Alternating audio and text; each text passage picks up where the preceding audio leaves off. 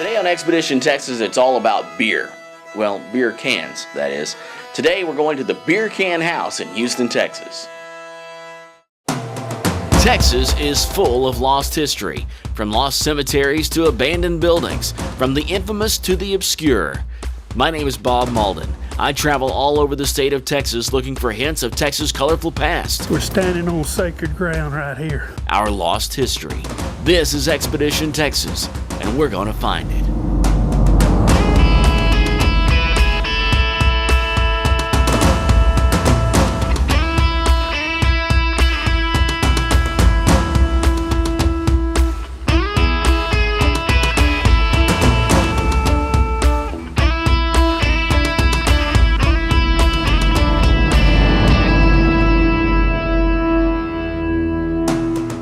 So we're driving down a residential street near Memorial Park in Houston, Texas, and then out of nowhere comes a house that can only be described as the Beer Can House.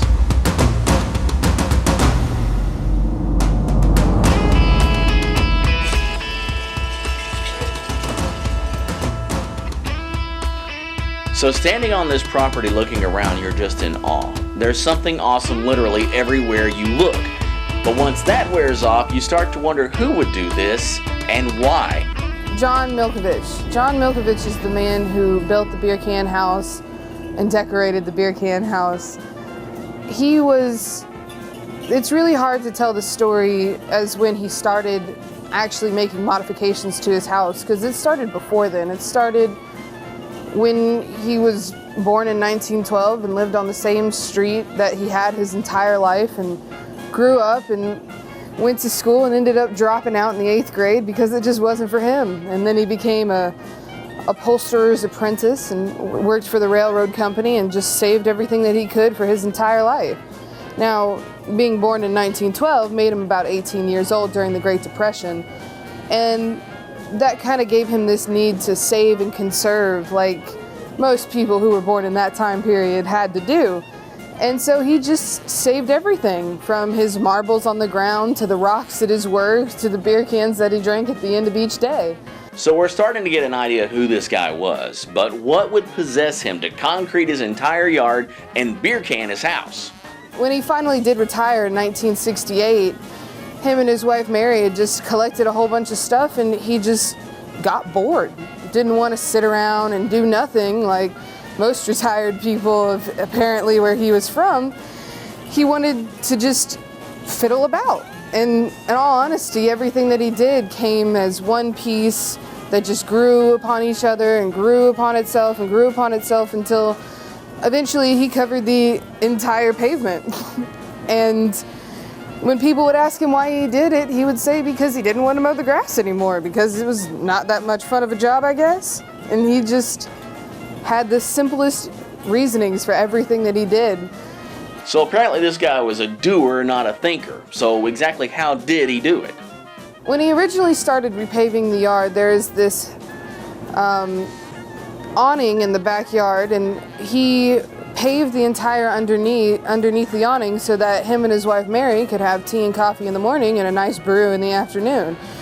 And most of the things that he did kind of developed from this necessity that he saw in what he wanted, and grew to, well, I could just pave it in one big rectangle, or I could put these other weird rectangles in between it and then have these weird squares in between the rectangles, and hey, I got a bunch of marbles, so let's put those in there and paint it and make it look cool, and then the kids can play on it. And then he moved to the fencing around the area, and he started simple because he had these little planks of wood instead of the big ones that we see in most yards, and he would drill 40 to 90 holes in each individual plank and just stick his marbles in, so when the sun would rise it would hit that fence and lights would dance all across the ground. And as he saw how beautiful it was, what he had accomplished and what he had done in such a short period of time, he started, rubbing his chin and looking off to the side and seeing that, well, what if I put a triangle here or a diamond over here, or try and get a whole circle? And he had never had any really concrete skills, so everything he did, he didn't read it in a book or anything like that. He just figured it out and did what he had to do to make it work, and it just ended up amazing, really. How How did John talk a reasonable woman in the 1970s to cover his house with beer cans? The rocks that you see here are actually rocks that he brought from Memorial Park. We're in Houston, Texas, near Memorial Park, about to take a tour of the legendary beer can house. Hey, how's it going? Hi. So this is the beer can house, huh? Yes, it is, in all of its amazing glory. Love the wind chimes. It's hard to hear over them. Yeah, I know. Hey, can you show us around? Yes, of course. All right, love to see it. So we met up with Harley Davis at the beer can house, and she took us straight to where all the madness began, in the backyard, on the patio. We always start at the back of the house because this was actually the first thing that he built. I think it was like 1958 when he bought it. The home, or? No, this. He bought this from a traveling salesman that came up to his door one day, back when that was still a thing. Yeah. This is where he would sit in the mornings and have tea and coffee with his wife, and in the afternoons after he'd worked on the house all day and have a beer in the afternoon. It was all happened right here. That was the original fencing that was across the entire house before he started making his beer can fences. This was also Mary's favorite part of the entire backyard, because before these condos were here, the sun would rise and it would hit them, and you can see there's little holes through them, so the light would hit the marbles, right, and it would dance across the ground, which she thought was awesome. I bet it was too. I wish I was here before the condos were so I could see it. Next thing I want to show is these rocks that are on the ground. Now, see, John was a railroad upholsterer, and back in the day, Memorial Park actually used to be a military base, so they had trains going through it, which is why this neighborhood is actually called Rice Military. Huh. So he literally worked at Memorial Park, and he would walk to and from the house. And when he would walk down to Memorial Park every day, he would carry a little messenger bag, and on his breaks and lunchtime, he would walk in between the railroad cars and pick up rocks and carry them home. Really? So all of the rocks that you see here are actually rocks that he brought from Memorial Park back in the day when he worked as a railroad upholsterer. Oh, but I bet that made the walk home a little bit more difficult. It did. Sometimes he would even take his wheelbarrow down there and just fill them up. So as you're walking through the yard, every now and then you come across yet another concrete sculpture that John had made with either marbles or entire beer bottles shoved into them. Now, these things right here that everybody sees, and they always ask me, did some animal die, or God forbid, did some family member die, or is it kind of like a weird pagan thing? It's like, no. He believed in not wasting anything, so he would finish with a section, and he would have some leftover concrete, and Mary would come out and be like, it's dinner time! And so he would sit there, and he would pour all the concrete in a little pile, and he would decorate it because he didn't want anything to go to waste. There wasn't no secret behind it. There wasn't no hidden meaning. He just didn't want to waste the concrete. It was just making use of what was left. And these are wine bottles, or some of them are beer bottles, some of them are wine bottles. And then, of course, his bigger marbles. This was the first one that he did, but there are a couple others on the property that are hidden around that he did that are a little bit more adventurous than this one. Over here we have John and Mary's spot. John and Mary's spot, it used to be a different bench, but then it got torn down by Hurricane Alicia. So this is a rebuild by Ronnie himself. And if you look closely, you'll know there's quarters right here. And he also put John's spot and Mary's spot, because in the old bench, that's exactly where they sat. And underneath right here, there's a little footprint. And this little footprint is the first grandchild, Mark, who was born in 1971. Oh, wow. As we went from the back to the front yard, Harley told us about an old curtain that was made out of the tops of the beer cans, the rings, that used to keep folks from being able to see into the backyard. So literally, it was like a curtain that went across the driveway. So this tree that's actually here right now used to be significantly bigger, and it used to go all the way over that house, and he would have things hanging down from here. At about right here, he had this big curtain that he used to have hanging down, and he had a couple different versions of it, and there'll be pictures of them on the inside of the house that just hung down. And from this area back was John and Mary's little sitting in the driveway area. Over here we have the largest recreation Ronnie ever did of his father's original fencing.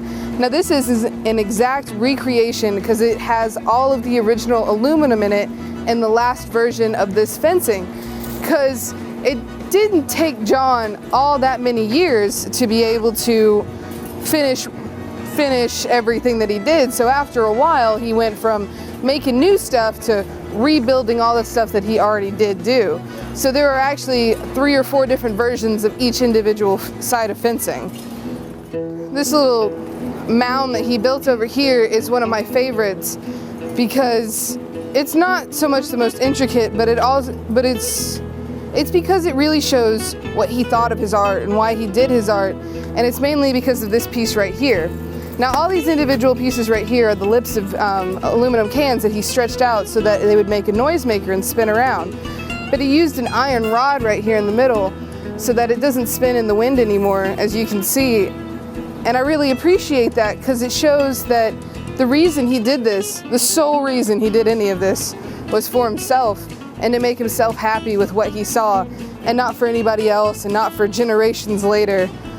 And I could really appreciate that. Is that a lampshade? Yep. And this right here is the ladder of success. This is supposed to symbolize your life and the things that you go through as a person.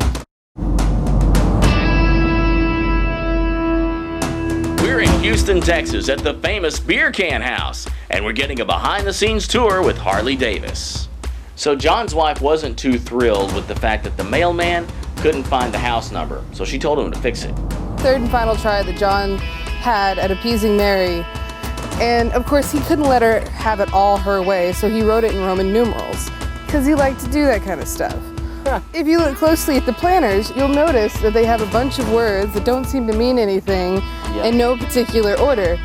And you think that they might have some deeper meaning, but no, they don't. They are just a bunch of random words that mean nothing in no particular order. Yes, we kit, right? Yeah. Huh. He liked to do that because when people would come by and ask him about it, he'd be like, why do they gotta mean anything? You notice the water spigots on the other side? That wasn't a thing of convenience. That was kind of an inside joke because him and Mary would go down to Galveston all the time and they would put a pole with a spigot on the top in the ground and see how many people would come by and try to get water out of it, even though it was attached to nothing. These right here are the next things that I want to show you. Now, what makes them special is not that they are really weird or anything, but these 2 things were the only 2 things that when his father died, his father left to him. These are the oldest 2 things on the property. This is what he called his ladder to success, and this is the wheelbarrow culprit. This wheelbarrow was the wheelbarrow that he used to pour all the concrete on the property. And one time, when a 5 and dime was going out of business, he took his wheelbarrow and he trucked his happy self over there and bought over 10,000 marbles and brought it back. Wow. That is the only number we have on the marbles. No one's actually counted. So I'm actually a little bit more curious about the marbles than I am about the beer cans. So this is the wheelbarrow that hauled all the things home when he would pick them up and then poured all the concrete. He ended up naming it Culprit and turning it into a planter because it was the culprit of all of his childhood labors, because this was the wheelbarrow that he used for a lot of his chores when he was a little kid. That's great. And this right here is the ladder of success. This is supposed to symbolize your life and the things that you go through as a person. And each rung is supposed to be a different event in your life. And this is supposed to be the make or break event in your life. You either make it past this moment in your life and you succeed and you make it to the top, or you fail and you get to start all over again, because you know that's always fun. And he used to say once you make it to the top, on the other side it says amen, and it's his way of saying you made it. In the front yard, which of course was paved, everything else was flat, but there was one area where there was kind of a hump. Over here we have the last little mound that he built right here, but then we also have this mound over here. John is known for building in time capsules and putting them all over the property. So we weren't really quite sure if this is a time capsule or a root, or if it's just the earth moving. It could be anything, but we are afraid to open it in order of disturbing the art. So I'm married, and I know I would never get anything like this past my wife, so exactly how did he talk his wife into letting him put beer cans all over the house? And now for the thing that everybody really wants to know. How did John talk a reasonable woman in the 1970s to cover his house with beer cans? Plain and simple, he lied to her. It's the only way he could have done it. Really? Yeah, he said, Mary, I got a wonderful idea. why don't we coat the house in aluminum siding, save 20% on electricity, it'll be great. And she was like, that's a great idea, John. Go ahead and do it. Now she came out one day, there was a lining of beer cans across the entire bottom of her house. And she was like, oh no, this isn't what's gonna happen here. And every time, he was like, okay, Mary, whatever you say, but every time the sheet came out, it seemed to get a little bit higher and a little bit higher and a little bit higher until it coated the entire house. And Mary absolutely hated it. It wasn't until years later when it made her famous that she even considered it a cool thing. So what is on the inside of the house? The inside of the house is actually set up like a museum. It's not coated in beer cans or anything like that. All right. Because whenever he started making the weird additions to the house, Mary could see what was going on back whenever he put up that first little paved area, and she was like, and she was like, no, this is not how this is gonna go. I don't care what you do outside, but you touch the inside of my house and we're gonna have problems. So the inside stayed a house. So this is kind of Mary's domain.